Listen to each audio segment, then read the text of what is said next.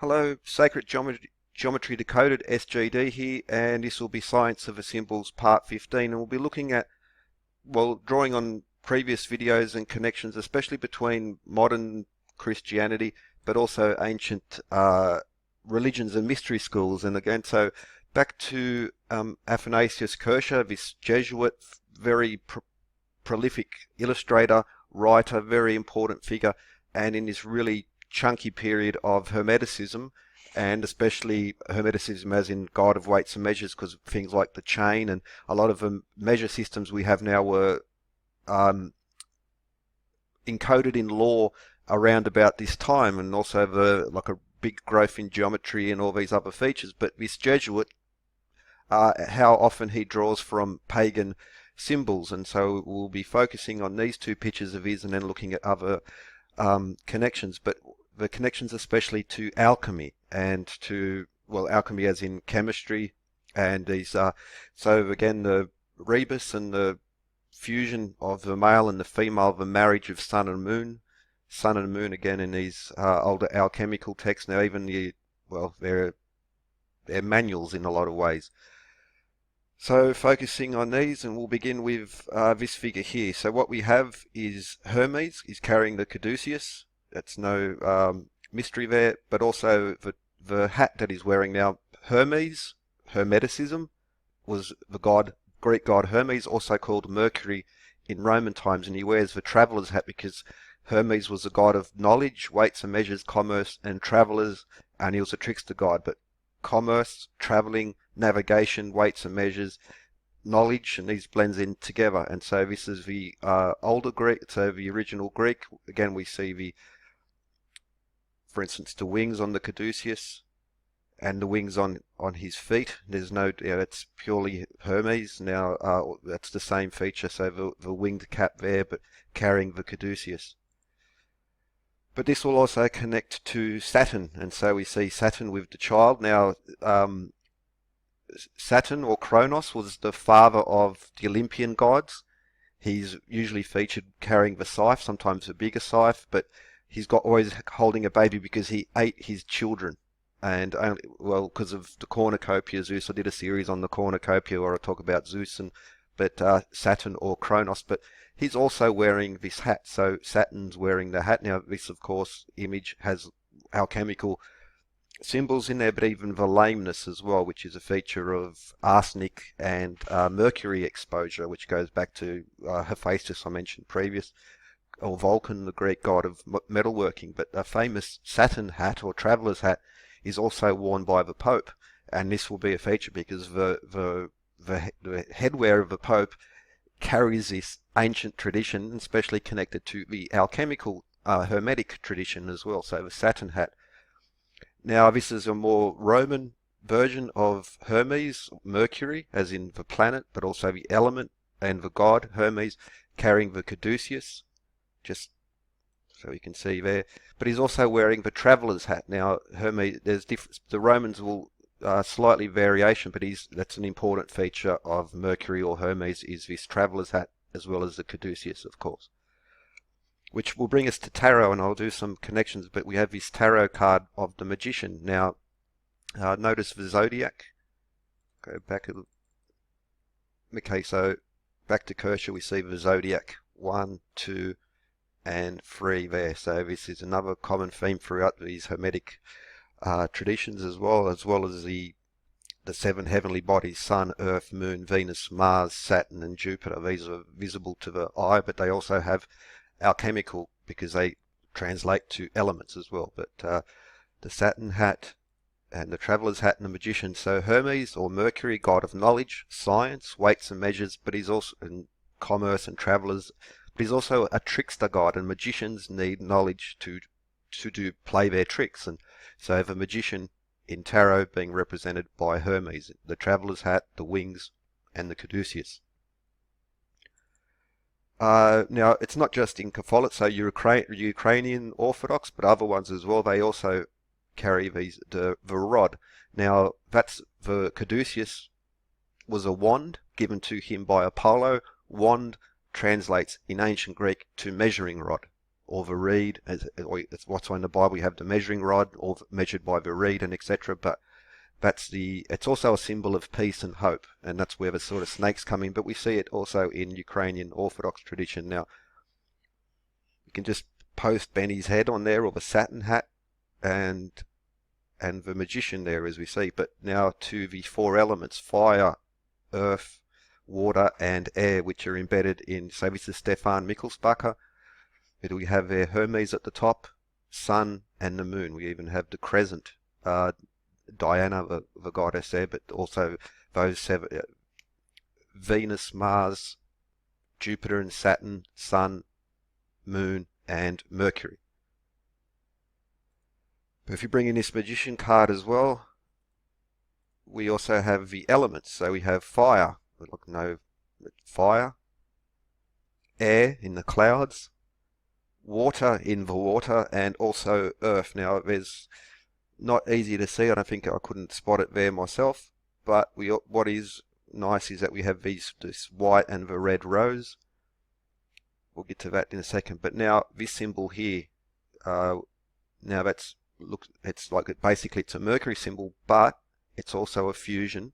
So we'll zoom in on these. So there we see the Sun, Earth, and Mercury. So Sun, Moon, and Mercury, and the symbols of the Sun and the Moon and Mercury. And you can just see how. So we have Mercury, then we have the Sun. We can put that in the middle. We have the Moon, and we have the Moon crescent on there. The alchemical wedding of Sun and Moon, or silver and gold, electrum.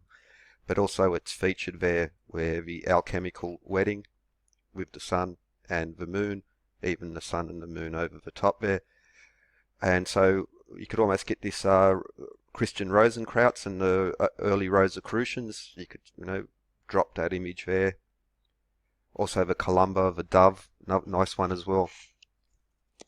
But also like a standard Sol, Sun, Solar, and Lunar, Moon, and the mercurial symbol, the coitus, the marriage of Sun and Moon through Mercury, the primer material, as it's called as well, the basic element of transformation in these Hermetic schools. So the magician card also incorporates this alchemical wedding of Sun and Moon. Now it's also the red rose and the white rose, but also the rosy cross. So this Rosicrucian, old Rosicrucian symbol, also seems to be alluded to in there. But back to the papal hats, the traveller's cap of Mercury, the magician, and there we see there carrying the caduceus. But now that's Mercury, and who's the figure behind him? That's Apollo. It's even wearing the laurel.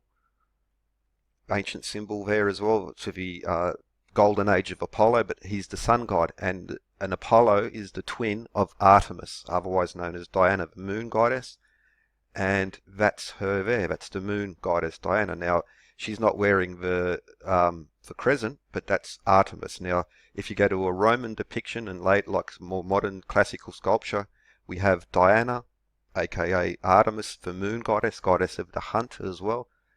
And she has the crescent there. But if you go to the older pictures of Artemis, and this Artemis cult will be a very important feature. So Artemis in Greek, Diana in Roman, the moon goddess. And there we see, so we can see, so that's another example of this old depiction of Artemis.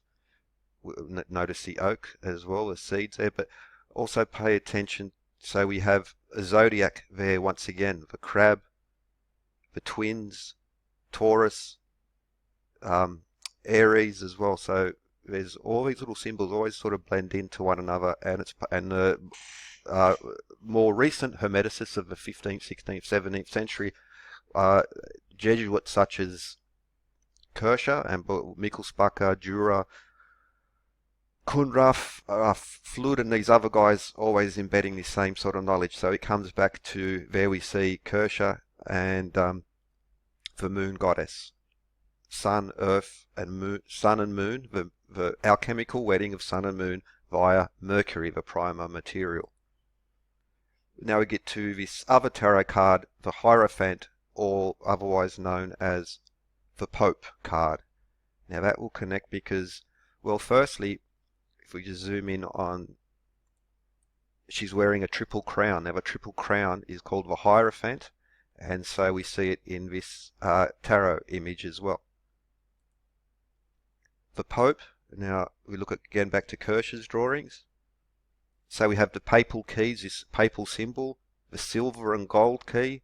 Silver is the moon, gold is the sun.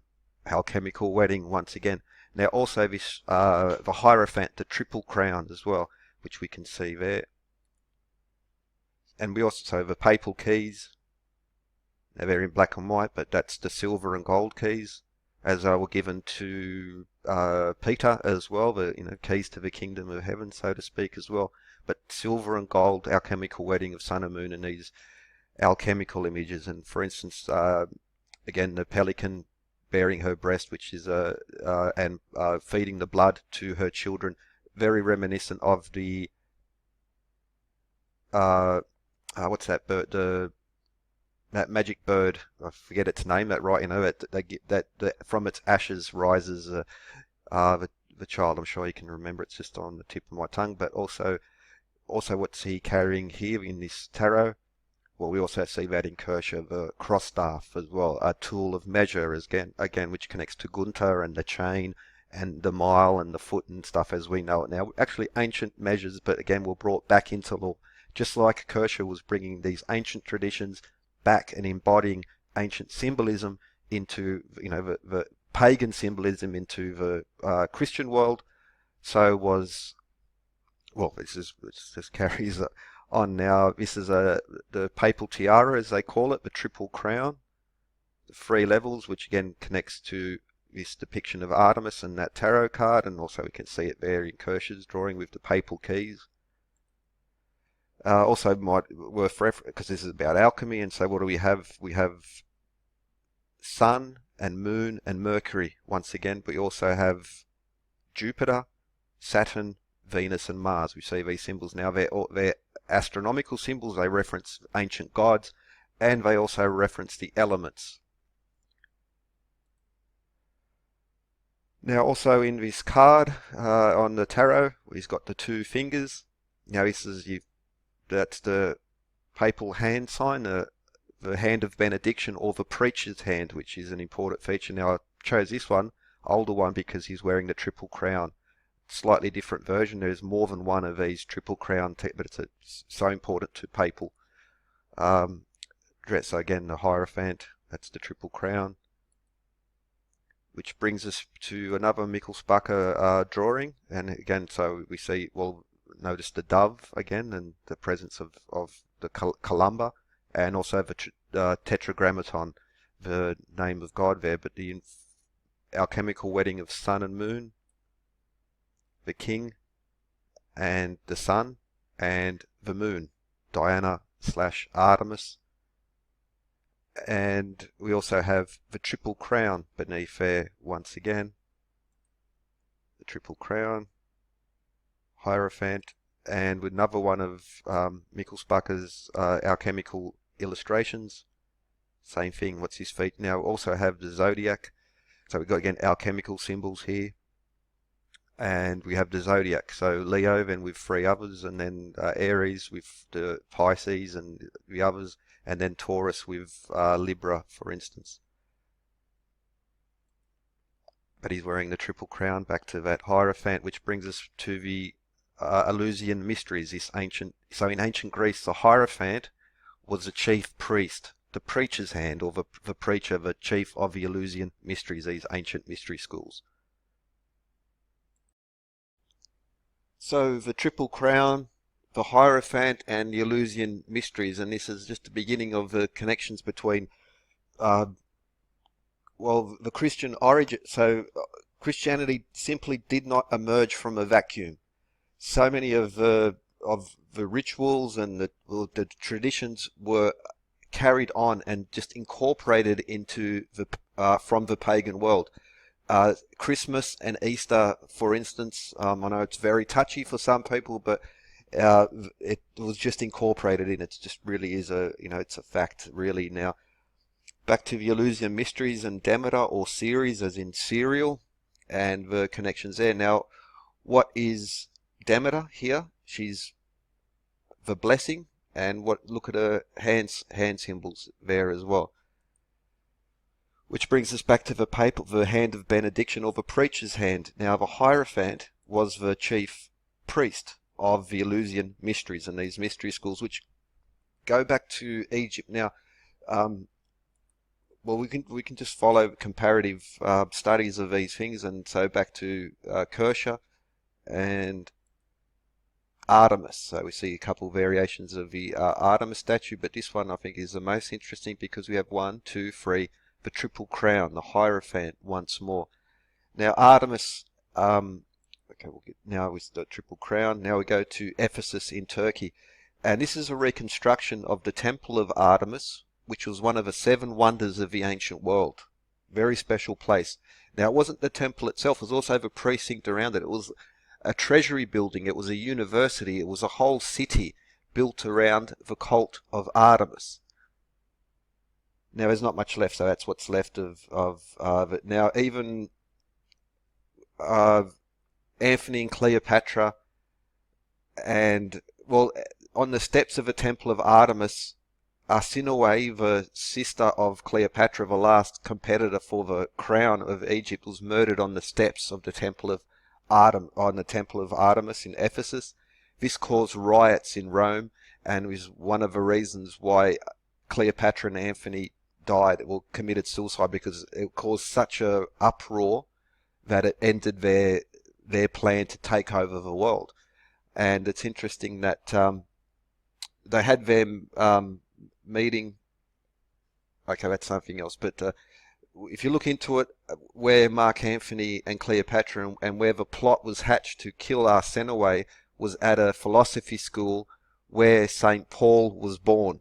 And this is an important feature. So we have St. Paul, who preached against Artemis. So in Acts 19, St. Paul come to Corinth, and then he come to Ephesus and to the shrines of Artemis, and he caused a riot. And so great is Artemis of the Ephesians. So he was preaching against her, and he had to run away because there was a riot caused. Because, yeah, now why is that interesting? Because if we stay in Ephesus, what's called the Grotto of St. Paul, we have her female companion, which has been vandalized, and notice that's her fingers, but we still see the hand, the sign of benediction, which is part of this ancient cult tradition in the Grotto of St. Paul.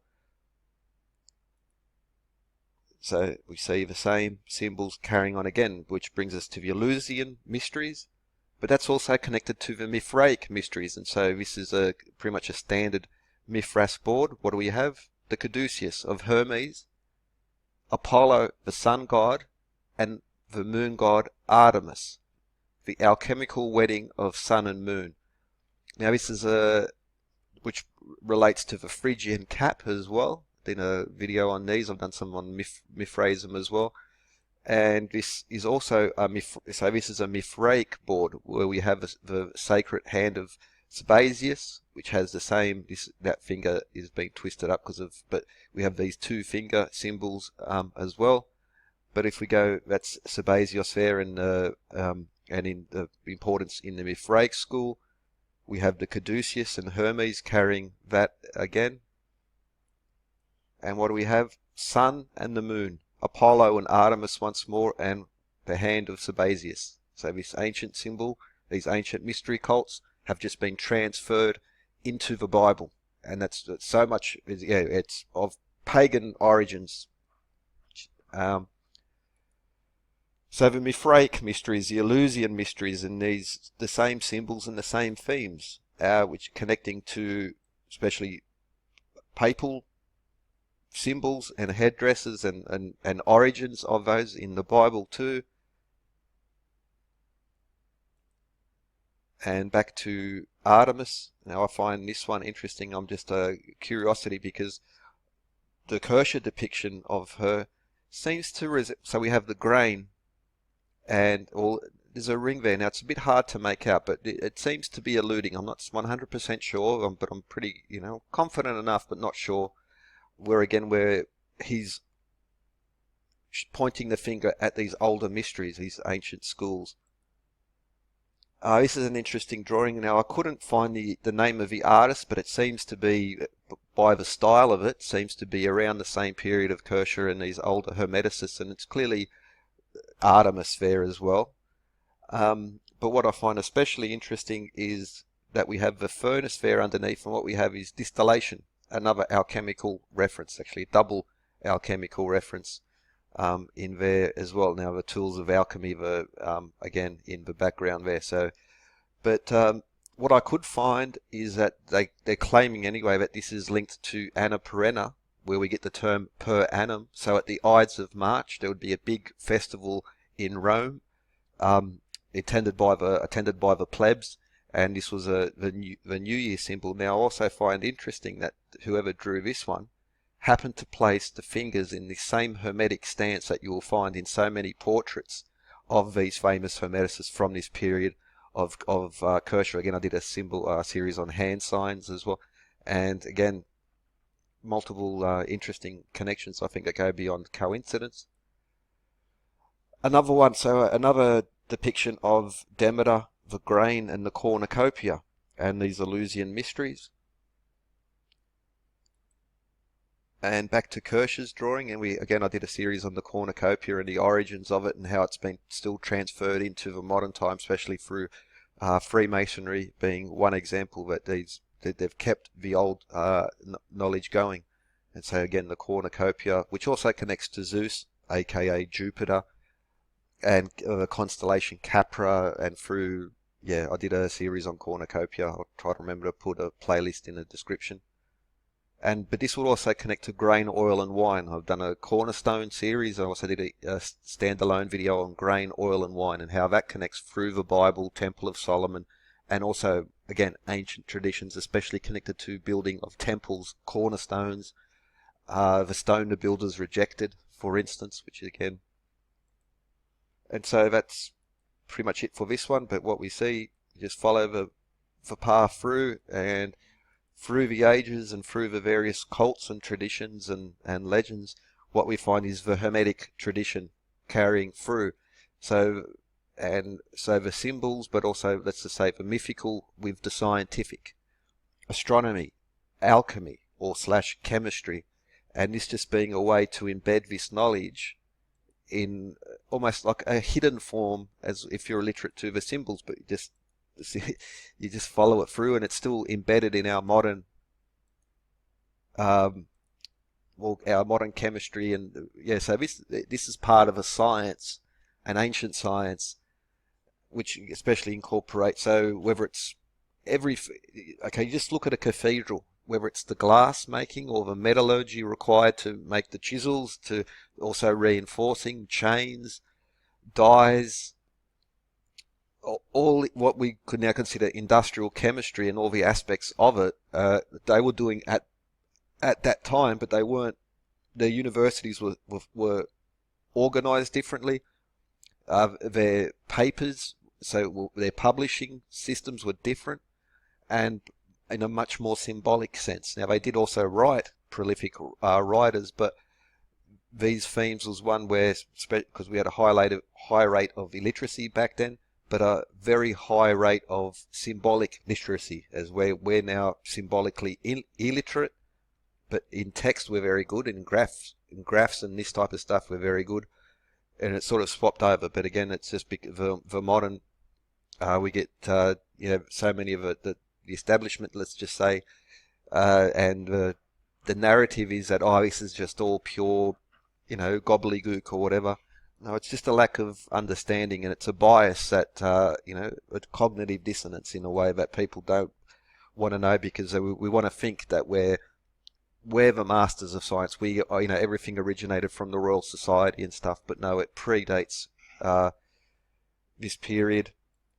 And we can also, in the tarot cards and ancient gods and goddesses, and it really is all there. And this is, of course, going very quickly, but especially Hermeticism, tools of navigation. So, for instance, where we have the plumb line, or plumbum, as in lead, that being the element for Saturn, which brings us sort of to the Saturn hat as well, the cornucopia, the cross staff, and we see even musical scales, and the quadrant for measuring not only Earth-based measure, but also for measuring the stars and astronomy, and of course connections to the elements and alchemy. So alchemy is chemistry, and we see again all these. So it just really carries on through. And with that, I hope you enjoyed this one. There's a lot more to come because I'm really going through these very quickly. But if you look and study these things and sort of move away from the clickbaity alchemy, which is,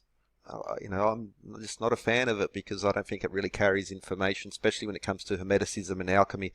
There's a lot of kumbaya type of stuff, I have to call it. Now, I'm not, I'm a little biased in that way, but also I'm a little bit peeved about it because they're not really carrying forward the information. They're turning it into not turning it into something. They're just excluding the foundation stones, the major parts, the key parts in understanding this are simply not covered in most of the Hermetic or alchemical productions and books. And that's one of the reasons why I'm making these. I hope to address this. The same with weights and measures and the origins of them. It's considered to be dry, but it's actually beautiful. It's carrying information, solid, measurable, testable information, as opposed to very subjective information. And when it comes to, a lot of this symbolism, it gets interpreted one way, but for instance, take your standard version of it and just insert Smurfs in every time that there's this vague term, and then you can come to, you can insert anything into these things when it comes to analyzing pure symbols without looking at the scientific background of it. And they needed science. Science is not modern. Science is ancient, and it can be seen in the temples and in dyes and glass making and metallurgy and and medicines and all these ancient aspects. So we really haven't changed that much. And this has been incorporated in various forms in the Bible, in tarot cards. Even these Christian scholars are clearly very, very interested in in pagan, because it was knowledge. It was not evil, demonic stuff. The only demonic, evil stuff would be those who would seek to demonize this and keep people in ignorance while claiming to be truth seekers or whatever. God knows what they're saying anyway. With that, hope you enjoyed and have a good one.